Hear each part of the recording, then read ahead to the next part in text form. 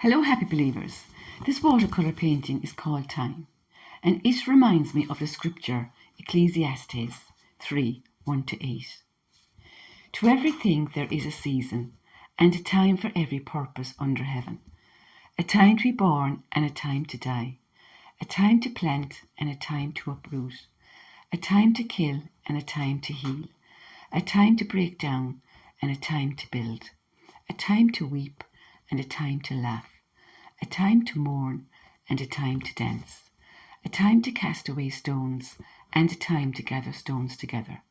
A time to embrace and a time to refrain from embracing. A time to search and a time to count as loss. A time to keep and a time to discard. A time to tear and a time to mend. A time to be silent and a time to speak. A time to love and a time to hate. A time for war and a time for peace. I think this beautiful scripture is letting us know there is a time for everything in our lives, and there is a purpose to everything on earth. It is letting us know, relax, everything is okay, that God is in control. Here are two verses that struck me. A time to love and a time to hate. Hate is a very strong word. It is as if in knowing hate we know the opposite love.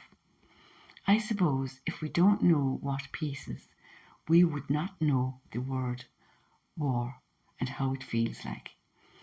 Each verse has an opposite. It also shows us everything is moving and changing, and all things are possible with the grace of God. We can move from one time to another with the help of God's grace and timing. The other verse which stood out was a time to embrace and a time to refrain from embracing. Well, I can only think of the COVID pandemic, how true and apt for this time of our lives. Social distancing and no hugs. Jesus Christ is the same yesterday and today and forever. The Bible is God's word and remains true and unchanged from generation to generation. It's apt for all times because human nature remains the same. The same human nature all generations struggle with. Jesus Christ is eternally changeless, always the same, yesterday and today and forever. Do not be carried away by diverse and strange teachings, for it is good for the heart to be established and strengthened by grace and not by food. Foods which bring no benefit or spiritual growth to those who observe them. Hebrew 13, 8-9. God's works remain forever. What does the worker gain from his toil? I have seen the burden that God has laid upon the sons of men to occupy them. He has made everything beautiful in his time. He has also set eternity in the hearts of men. Yet they cannot fathom the work that God has done from beginning to end. Ecclesiastes 3, 9-11. This is one reason why we are called to believe and not to understand. We cannot fathom God's work. No one can figure out what God is doing. For who knows a person's thoughts except their own spirit within them? In the same way, no one knows the thoughts of God except the Spirit of God. 1 Corinthians 2:11. But do not overlook this one fact, beloved, that with the Lord 1 day is as 1,000 years, and 1,000 years as 1 day. 2 Peter 3:8. Still I am certain to see the goodness of the Lord in the land of the living.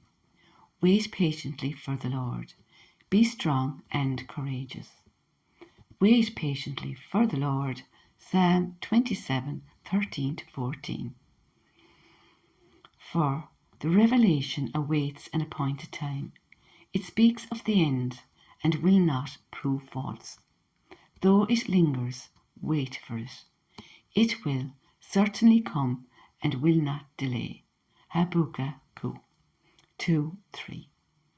But they who wait for the Lord shall renew their strength. They shall mount up with wings like eagles. They shall run and not be weary, and they shall walk and not grow faint. Isaiah 40:31. The Lord is good to those who wait for him, to the soul who seeks him. It is good that one should wait quietly for the salvation of the Lord. Lamentations 3:25-26. Is anything too hard for the Lord?